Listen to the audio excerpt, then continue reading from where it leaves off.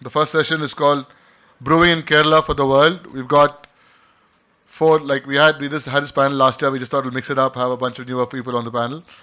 So it's Brewing Kerala for the World. We've got Jobin Joseph from Norian Games. We've got Steffan Mathew from Crimzen Red Studios. We've got Janitha R from Aviram Studios. We've got Sunit George from Start Games. And to moderate this, we've got Yadu Rajiv back on stage again. Over to you guys. We got mics here.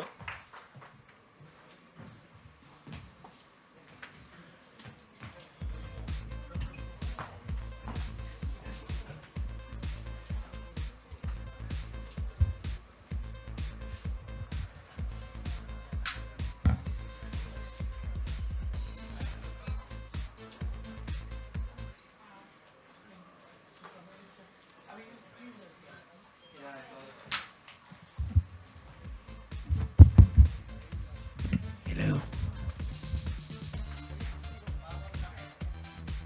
Cool. Hello. Hello. Can you hear me? My mic is too low. Can you hear me? Is it working?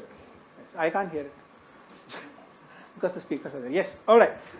So we'll quickly kick off this panel. So why don't we take like 5 minutes to kind of do a small intro about who you are, what you do. Do you want to start? Okay, sure. Myself, Janitha. I'm co-founder of Aviram Studio. So we are metaverse game developers. How we got into the field, it's very circumstantial situations, stuff, everything. I am a network engineer by profession. I've been in corporate world for 10 years. And eventually, when Corona happened, I decided. I got involved with a 3D animation studio, and I got interested. The working with artists it's nothing like a corporate world, and I loved it. Hence, ventured into metaverse and new things. So as of now, Aviram Studio is acclaimed creators for Sandbox and Decentraland, and and I think we are the only studio in India, and probably the 5th one in Asia. And we are pioneers in developing a metaverse in Unreal Engine, which has never happened. There's only one metaverse right now. It is privately owned, but it is an Unreal Engine. So that calls for all the things that we have achieved. And now we are like slowly venturing into, we have a couple of IPs running in across metaverses. As of now, we are doing a game which is, I'm sorry, I can't say that.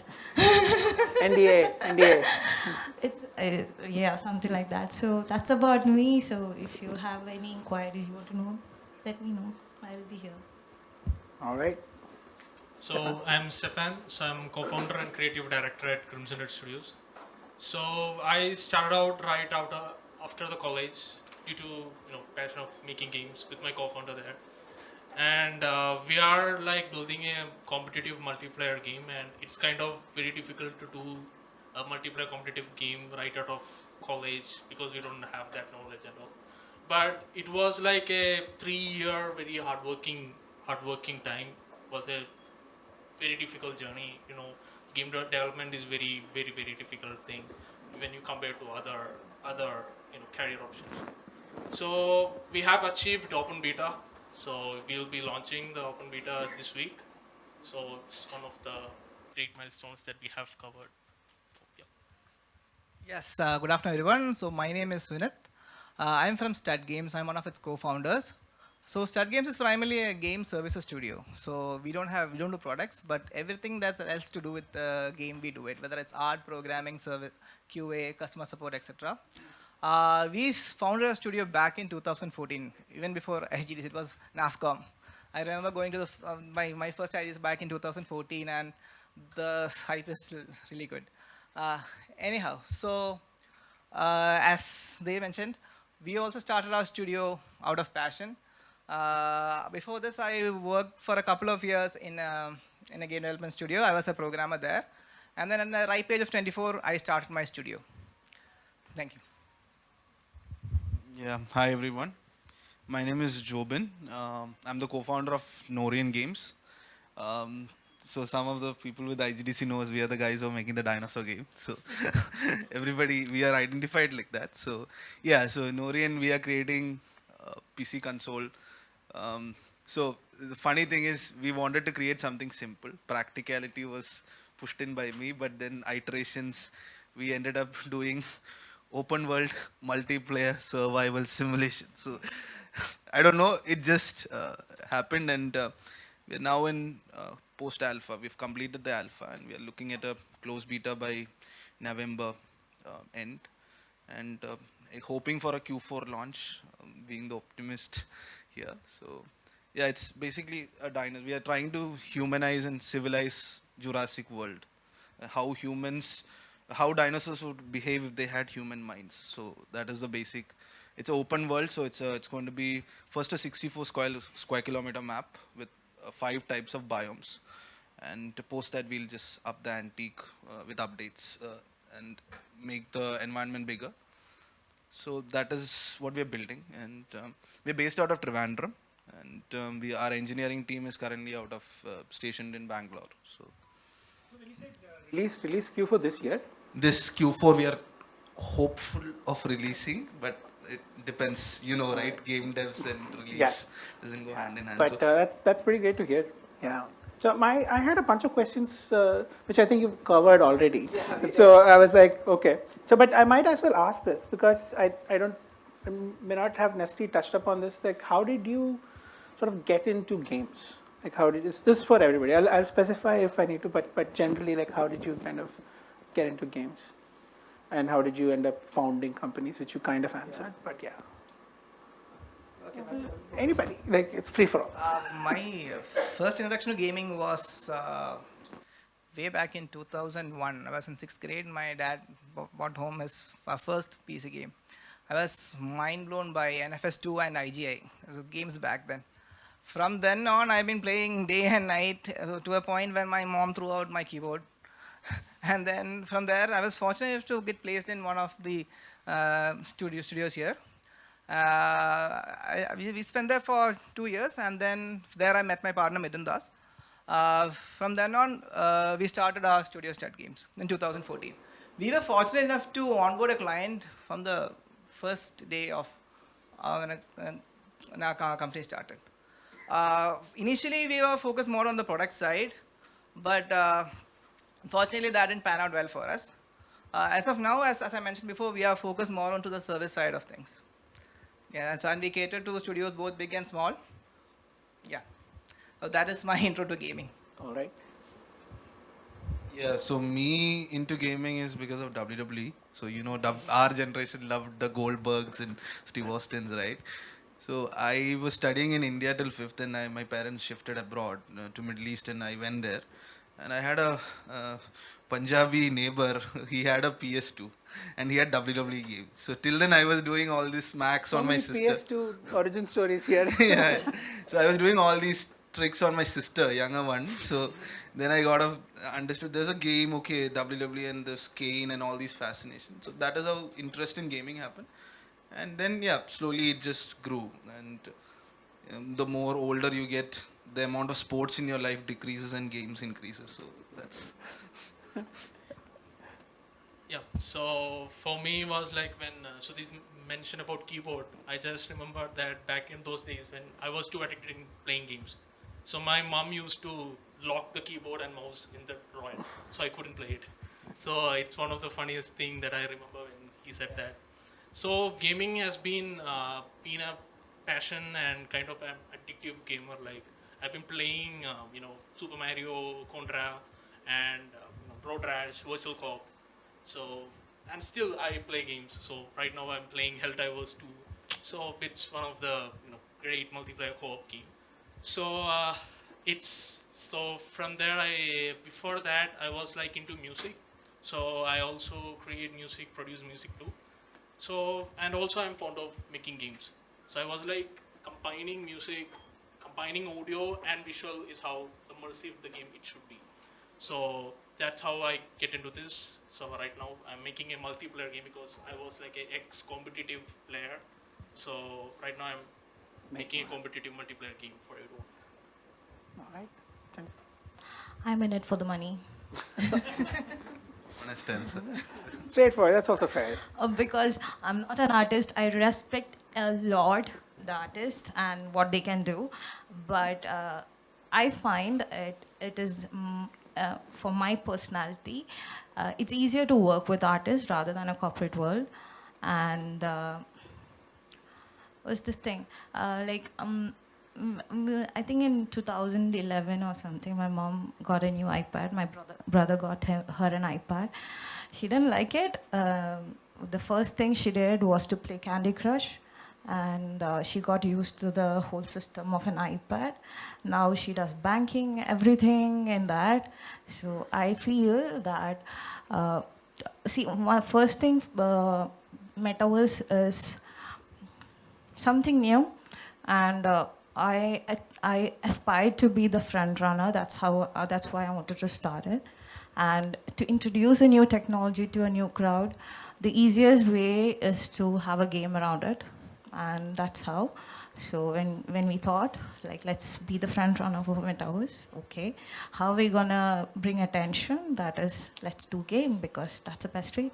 Yeah, everybody likes games, and it's easier to gamify It's easy. things probably. It's like my mom is 65. She got used to an iPad. Yeah. That's a big deal. So that's how. So game, and then of course there's a lot of money. And it's good. All right, so this question is for Jobin and Steffan. So what are some of the kind of key challenges you're facing when building products specifically? So first time when I started, it was like 2021, and finding a good Unreal Engine vendor or developers were very really difficult during that time. So most of the Indian companies were doing service project. They were more into Unity. So it was kind of a difficult to get into the Unreal. So how I tackled it is like we went to the communities, outside community. There were Unreal Slackers. So we have met some of the great developers there. So we discussed our idea that we are building out of passion and all things. And right now, even in these 3 years, we have some vendors still helping us to developing this game also. So that's one of the main challenges. And in Kerala, it's kind of very difficult for an indie game studio to come up during that time, but it's now changing. So right now, Kerala is putting up lots of efforts. Collective community is very much doing lots of things for the next indie game studios out there. So AVGC policy is one of the great initiative done by lots of people here. So I'm looking forward to that. Yeah, similar. Like Yadu and rest of you might know, like as we go along the journeys, the problems that we faced early might be common for every company that comes out. And gaming is very ecosystem is been here, but in Kerala specifically, it's in a very early stage, right? Sure. So of course, finding talent that is a right fit for you and your team, right? So that has been a challenge. And being an indie studio out of Kerala, you can't afford developers from outside India. Alright. So that is another thing. So we were burning through our portfolios and savings and everything. But then we decided let's take time and solve one problem at a time. So that is it. And then early investors, right? So there is a stage after which you can't bootstrap as a founder. Like, and then you'll be kicked out of your house or go look for a job. And if you're married, that's more difficult phase. Yeah. So that phase, it was difficult, and investments and human resource was a major challenge. And I always say this to people, Startup India portal got us our first VC. So many people did not believe when I told, but we got our first VC by registering in Startup India portal. And we got our first traction and our current lead and everything from IGDC. So us going to IGDC, not the previous one, before that, actually changed a lot of our lives. We got a lot of people connected to, and I found my lead now who quit Xbox because of his visa was not renewed and was standing there in shorts. I just went and connected, and he's now our CTO, and that is how it is. And That's a these are the crazy- two things that and these on the growth, these problems become smaller and smaller for you. So As you grow, it yeah, as becomes- you grow, it's the pain that you have to take. Right. So if you were to flip that kind of question around, like, is there something like interesting or like that solves the problem because you're developing out of Kerala? Yeah, it's cheaper compared to Bangalore and Chennai, of course, and Hyderabad. And then what I found, right? So it's all our problem as founder. When we are founders, right? So we have this initial fears of us or insecurities, and we just don't reach out most of the time. But once I just got connected to the Kerala ecosystem, right? So Mukesh and Seik and all these people, there's a lot of people who are trying to do great stuff out of Kerala, and start a mission per se. So Sujit was here from Sony. He's the one who introduced us to Karthik of Startup Mission. And Karthik was like a game changer for us because he told us about the grant. There's a 15 lakh grant that KSUM gives for companies, and they openly gave it to us. Like they were like, apply it, we will have a committee and we'll get it. And that helped us survive a lot of tough times. So even the Startup Mission is very supportive. There's these communities called Seik. They're actively working. And there's a lot of good thing, and the cost is also less, right? So as founders, we can go on a lower budget and accommodate a bit more expensive developer. So that is another thing, yeah. Yeah. So is visibility a problem? Is like because either founders coming back to Kerala and settling in, or people here wanting to start up, is all of this visible for people as well? Do you all know? I mean, or once you got in and was in a space is when you found out? Yeah, like once we started going to IGDC and stuff, that is where we found the Kerala connection. Not because, see, there is 2 centers in Kerala. One is Trivandrum and Cochin. You have Techno Park in Trivandrum, Info Park in Kochi. Yes. So unless you are working in Cochin or you guys are commuting on a regular basis, it's very hard to connect to this 2 sites, right? So that is one of the things. But once you get connected, there's been bodies that has been there for so much time. And even the government wants to do something because we know that we missed the industrial train, so they want to do the services stuff. So that is happening here. So.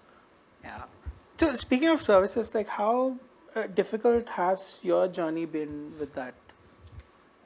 Initially, we started with products, but as Janitha said, we also wanted money, so that's when we pivoted to service. Right. Our main challenge was not resources, but was for sales and marketing. As you said, visibility was a problem for us too. We started out very small, and then we gradually grow step by step. Now, slowly but surely, we gain trust of our partners, and now we are in a reasonably comfortable position right now. We are a team of 20 people, and we have like dedicated partners who've been supporting us for the last 8 years, and that's one for 5 years right now. Right. Janitha, you want to add anything to that? For us, I think we are running mostly on a lot of research and how things work, and we connected with the communities and the relevant people before we started the company, and we had a way how to make resources as well. So it was actually part of our initial ideation, like this is how we have to run, this is how we can get more resources. So as of now, our sailing had been smooth, but yes, visibility from India for a Kerala company, yeah, it's kind of questionable, right? It is. Sure. People doesn't know anything. There are situations where see, owning a company in Kerala sounds very good, but when you say game development, they'll give you like this. Oh my God, really? Seriously? Sure. Thank you. So it's a nice segue into our next question, which is kind of this category of what is brewing here in Kerala, which may or may not be like a great question at this point. But are you able to sort of see like people push boundaries here? I mean, we've always had like a strong cultural background where art sciences and everything was like done like pretty well, and So is there, are you aware of people, or are there things happening in this space where games as a medium is kind of pushed to the limit? I know that a lot of people are doing XR work and interesting other things. Are there more experimental things? Are there more indie things? Or do you know of things? Just for everyone.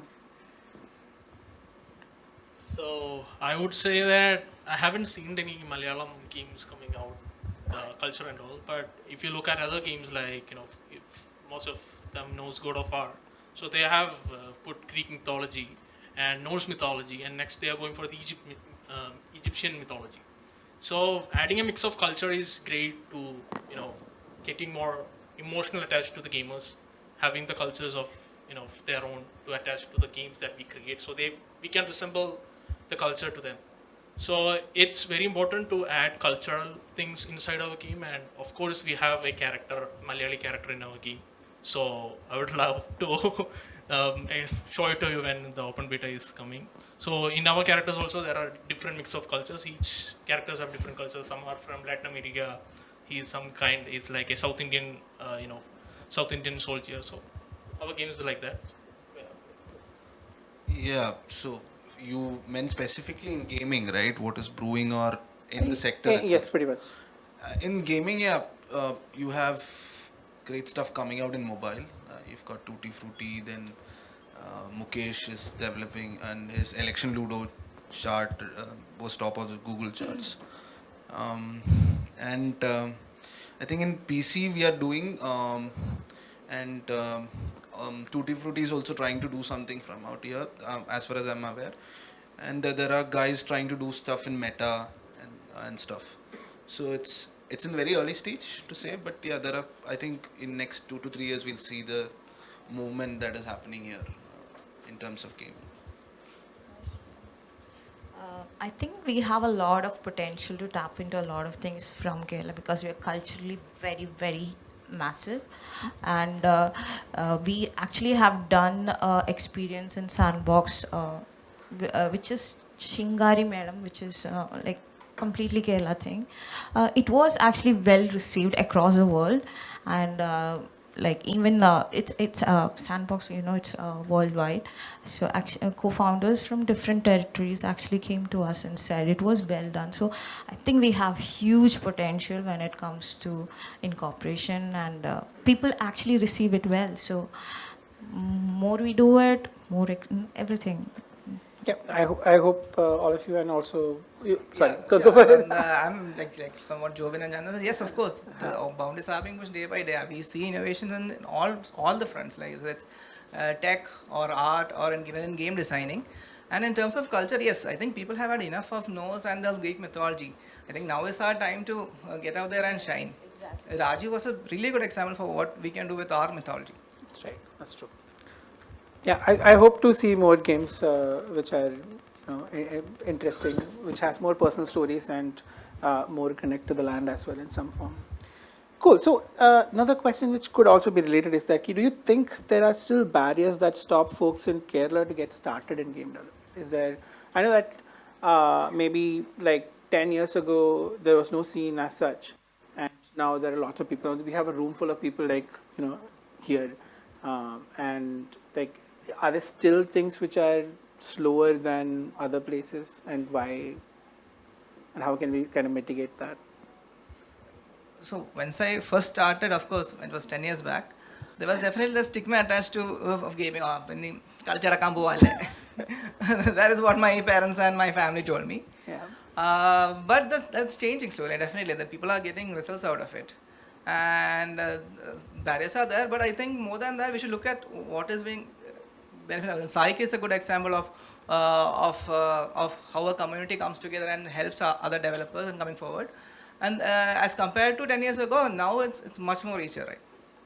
Okay. Yeah, I can't kind of like our parents study. If you are in commerce, take BCom or CA, and science, Sure. engineering, and medicine. You can see all the engineering colleges in Kerala. But I think that also gives a lot of hope for us because we need either C++ or C#. So, but now we are taking the pain of hiring interns and stuff and helping them to develop, with our developers. Even though it's painful initially, but I think once you have those set of developers and that dev community grows, it's general for India. We need more devs.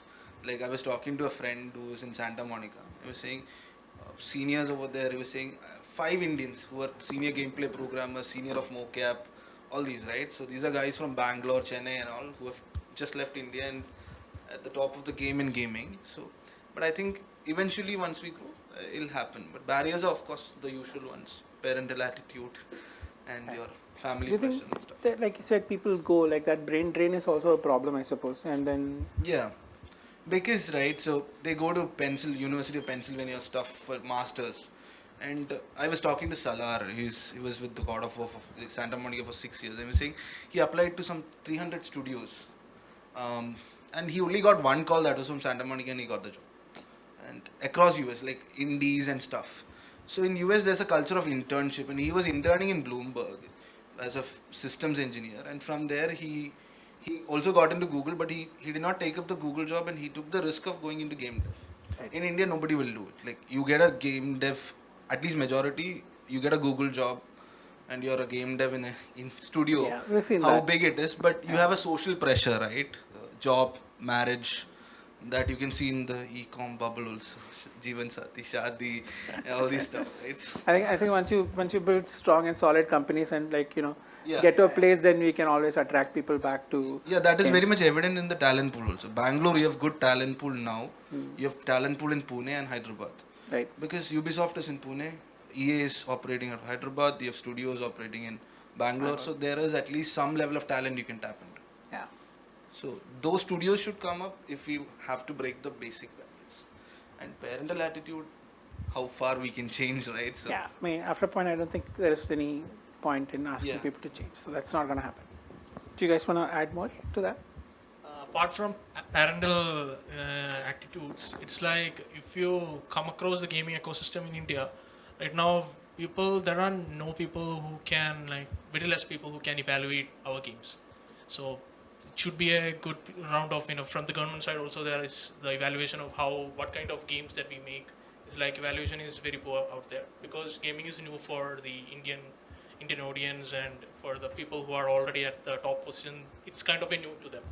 So that we need to, collaborate with the industry leaders so they can get some knowledge from what the gaming is, what's the game genres, what kind of genres are there. So What do you mean evaluation though? Like evaluation means like, there are lots of games out there, like casual games, Sure. esports competitive games. So if someone is making a casual game, the budget is different. If someone is making a AAA game, it's different. So anyone can, if you register a company and you can start a gaming company and all. So some are like going for only for the for the grants, and some are like actually going for the passion to create a games. So we need to evaluate those games, what the market is about, because most of the game guys here only knows how to make a game. They doesn't know what the market is like, because they are true in designing games and all. So having that idea of getting the market, so a good evaluation will be a great to what the next indie game studios will be looking forward. Janitha, you want to add? I think connectivity is very important before you start a company. You should know the association, for example, like when it comes to AVJC, and if you're starting up in Kerala, you should definitely know about SAIC, and you should definitely have a fair idea about what government is doing for you. And you should have an excellent team. I don't think always passion is right. He said anybody can start a company if they can look for fun, but I think they should. It's it's two-faced coin. You should have a person to push for the finances, and then it should be driven by a passionate team of people. I mean, a team of people who's passionate about creating the game. It works. It's a symbiotic thing. You cannot run with one. So build a team, have the right people in your corner, and then do everything right. Right. So to kind of add on to that, like, are there support systems outside of your own sort of smaller circles? We heard about Psych. We heard about the startup ecosystem here. I just met Jiku, who was speaking about a game design community as well. It's great. And so, like, are there spaces here which sort of act as, like, spaces where collisions can happen and, new ideas can happen? Or what is the ecosystem like? What is the sort of scene? I'll say it's evolving. Okay. It is not full-fledged, but it's evolving.